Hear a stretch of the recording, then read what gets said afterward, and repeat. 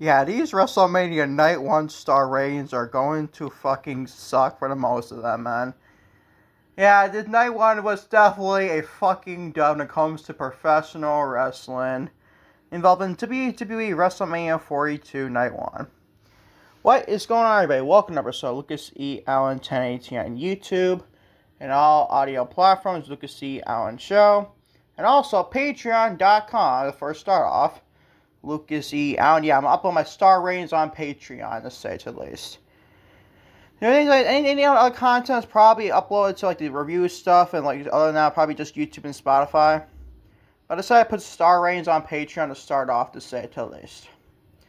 For anything, follow me on social media, Twitter, Instagram, TikTok, and Facebook, Lucas E. Allen 1018. Watching today's podcast on Patreon, to first start off, with a membership for $5 a month. And I think for free still for this podcast, but still. Watch on Patreon, make sure to become a member. It's $5 a month. I'm hoping to do those stuff more and more often, like more exclusive podcasts and stuff like that, until I get more members, obviously, hitting the Patreon, obviously. That's patreon.com/LucasE. I'll also leave a comment on Patreon to say at least. Watch on YouTube, hit the like button today's podcast. Hit the subscribe button if you've done so already. Turn the bell for your post notifications upload this very YouTube channel. And always, feel free to leave a comment and get my WWE WrestleMania 42 Night 1 star ratings. And watch on Spotify. Do the same thing. Leave me a comment to get my star ratings for Night 1 or WrestleMania 42. And also a 5-star rating would be very nice as well, to say the least. Yeah, this is not going to be very pretty, bro. These star ratings are going to be freaking something, man. I think my lowest one, believe it or not, is in the 1 ranges, people. It's 1 star and like a couple, like something else. We'll be discussing it all in today's podcast, my WWE WrestleMania 42 Night 1 star ratings.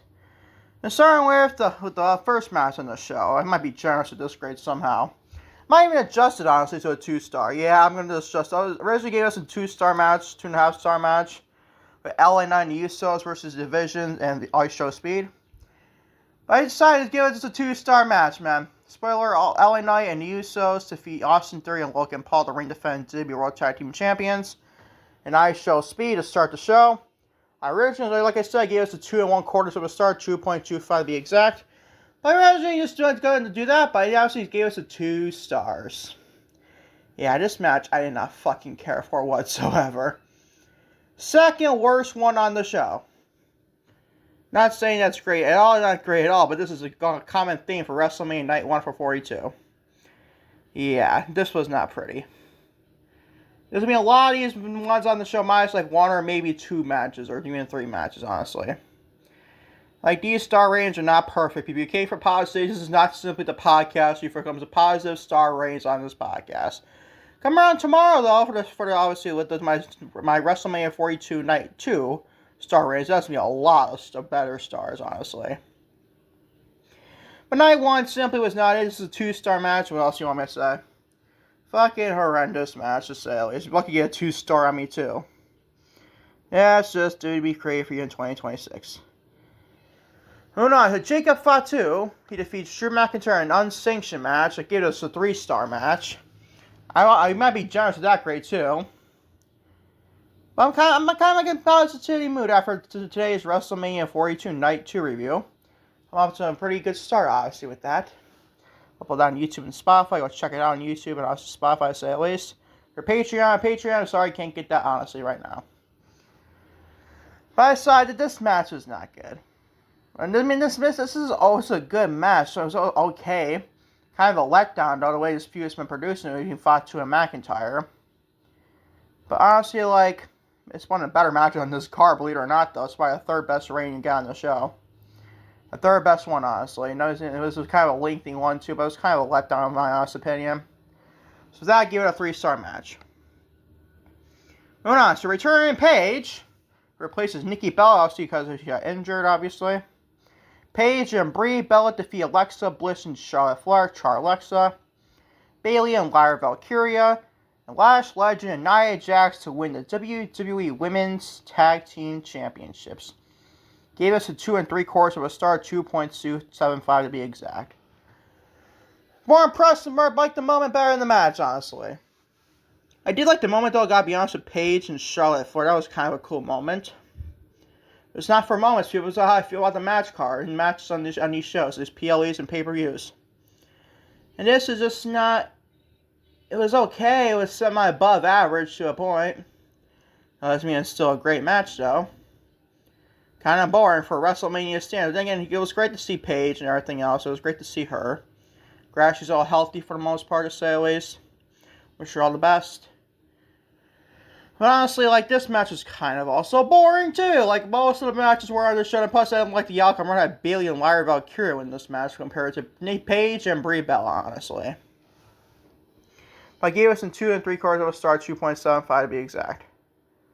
Moving on to, believe it or not, the second best reign on the show. Becky Lynch defeats AJ Lee to win the WWE Women's Intercontinental Championship. Gave us the 3 1/4 of a star, 3.25 to be exact. Yeah, this is the best one on your... It's the best one minus Seth Rollins and Gunther. It was a spoiler. This is just the best one, honestly. But this was not bad. I enjoyed this match for what it was. It could have been longer? Absolutely. Like, all the matches should have been longer. Even Rollins and Gunther should have been longer. But still. Beggars can't be choosers. You get 3 1/4 of a star out of me for this.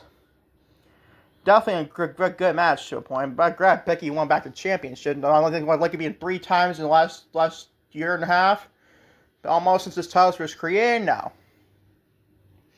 Honestly, I think it should have been like a 2-time champion. Like, Becky should have realistically never lost this championship to Maxine Dupree. Nothing against Maxine. Don't hate her at all personally. She is not a wrestler that should hold the Women's Intercontinental Championship. Honestly, right now, at this point, ever.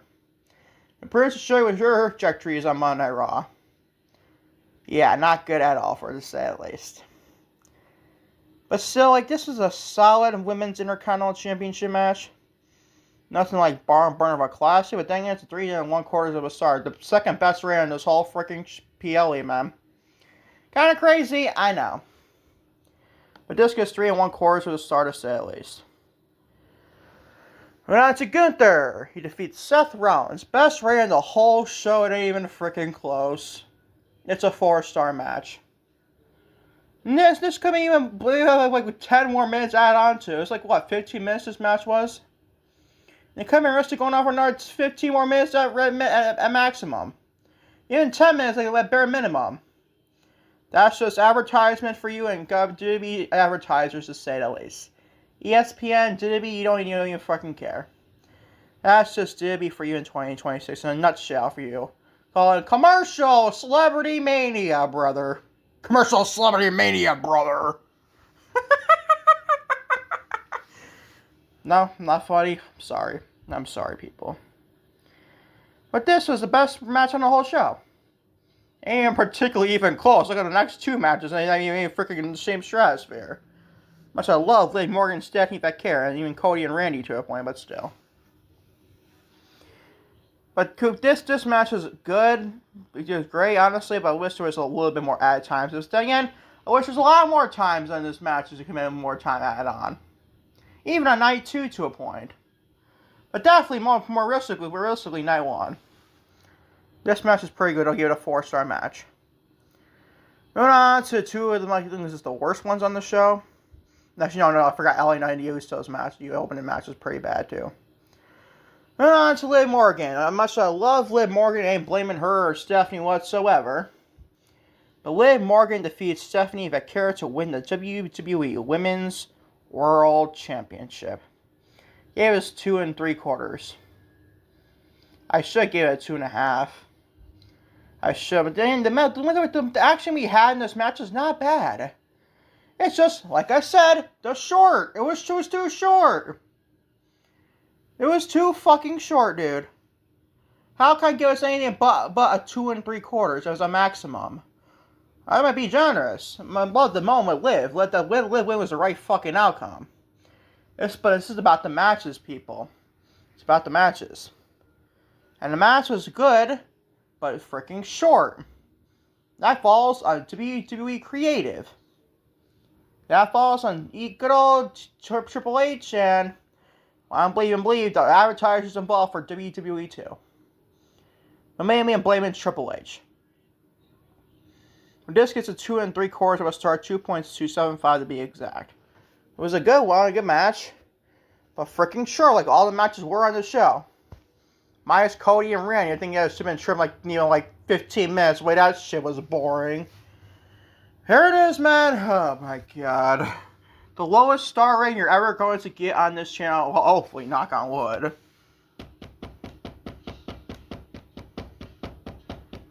Loud ass, long ass, not there, I don't care. The main event time. Cody Rhodes, the reigning defendant, undisputed WWE Champion, defeats Randy Orton in the main event to retain the said undisputed WWE Championship. Ladies and gentlemen, want to know what star rating I gave this? I think it's the lowest grade. I think I gave like a star in my format, to say the least. This gets a star and a half. 1.50, bro. That is the lowest I gave any match in star rating history, in my star rating history grading here. This match sucked. It sucked. I wanted to also give like a 1 1/4. But I decided not to because Cody retained and Pat McAfee is hopefully gone, knock on wood. But I doubt that this does the case either, but knock on wood. Probably come back probably as soon as for tonight's run at Raw, probably. God knows with him. But this match was not good. Well, we got even with the in-ring action. Like, this fucking sucked. This main event sucked. It should really be a 0 star. It could really be a 0 star. I've seen people give us a 0 star match. I'm not that harsh. I'm really not that harsh to be a human being with that. I realistically could have and I should have, honestly, the way this freaking shit was producing. Whoever did this match and whoever, Cody and Randy, you can't really blame them though. Look what they were giving. The feud started off so hot with Randy's turn on SmackDown. Then it went downhill week after week, and then eventually another week when Pat McAfee came on and Jelly Roll a week before. But even more down, even more hill faster. It's like you're riding on a freaking roller coaster at this rate, going up and down, up and down, up and down. Eventually it went all the way down. Like, damn, you can't blame those guys. This is WWE Creative's fault and Pat McAfee and Triple H. And Ari Emanuel. Like, seriously, who are you supposed to blame here?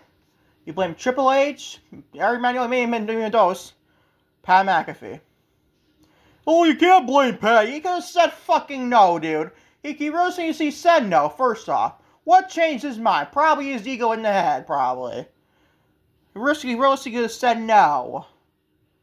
He realistically could have said no, people.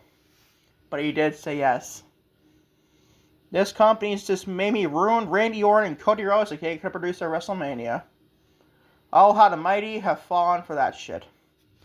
1.5 star is your WrestleMania main event. That is fucking sad. Luckily, the night after, we got a fucking classic. I mean, not even close to this match, but still. Anyways, let's go back into the star range or round again. LA Knight and the Usos defeat Austin Theory, Logan Paul, and ISO Speed. A 6-man tag team action. Gave it a 2-star match. Jacob Fatu defeating Drew McIntyre in an unsanctioned match. Gave it a 3-star. Paige and Brie Bella defeating Alexa Bliss and Charlotte Flair. Bayley and Lyra Valkyria and Lash Legend and Nia Jax to win the WWE Women's Tag Team Championships. Gave us 2.75, 2 3/4 of a star. Becky Lynch, she defeats AJ Lee to win the WWE Women's Intercontinental Championship. Gave it 3 1/4 of a star. Gunther, he defeats Seth Rollins, gave it a 4-star. Liv Morgan defeats Stephanie Vicarious to win the WWE Women's World Championship. Gave it 2 3/4 of a star, 2.75. In the main event, Cody Rhodes defeats Randy Orton to retain the said undisputed WWE Championship. Give that 1.5 star. Worst match whole WrestleMania weekend long, bro. And that is my WWE WrestleMania 42 Night 1 star ratings on this podcast. And don't worry, ladies and gentlemen, you're going to get a lot better star ratings for tomorrow for Night 2 for WrestleMania 42 to say at least. Well, let me know in the comments section on Patreon, YouTube, and Spotify. I think my WWE WrestleMania 42 Night 1 like star ratings to say the least. And always feel free in the comment section on the Patreon, YouTube, and Spotify, where your WWE WrestleMania 42 Night 1 match star ratings to say the least. And until next time, I trust you definitely be next time, everybody. Probably tomorrow to say the least. Peace and love, everybody. I'm out to you. Love you all big time to say the least.